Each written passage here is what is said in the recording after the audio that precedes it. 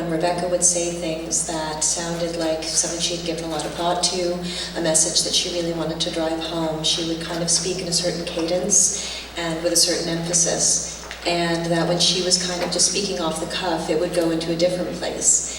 And so we really focused on that, and it was a very good intellectual approach, and I'm happy we did it. But I have to be honest, I couldn't find her voice until this one showed up. And Jared walked in as Adam. I didn't really spend that much time with Jared, or any time actually.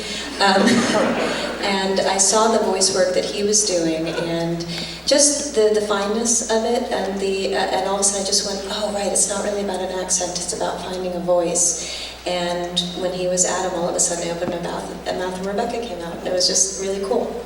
To me, people were quite willing, his friends and people that worked with him. I spoke to a lot of people firsthand, and just you become a detective of sorts. You dig in deep, and you just kind of start writing a story. And it's never going to be Adam. It's a painting, not a photograph, right? Isn't that poetic? It's almost like you know what you're talking about.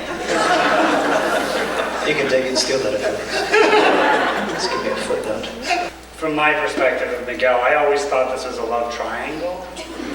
So we were in love first, and she inserted herself into our relationship.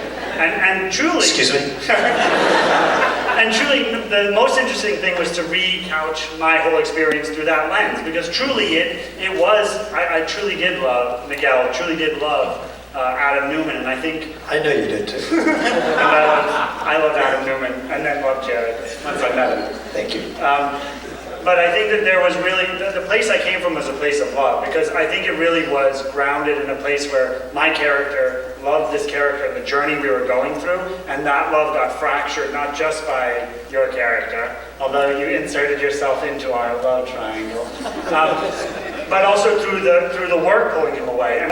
And the things that are exposed are rarely ever the truth. There's some distortion of the truth, and we get fixated on it because there's something that doesn't feel right, and we innately know something's a little off in that. And I think the really interesting thing that everyone explored in this particular series is to try and chase that thing. And I think that's what's really fascinating, is to try and find the truth that's really woven in there. And the truth is very complex and muddy and emotional and human, and I think that's the joy and beauty of this, and of your performance in this, if I may be so bold.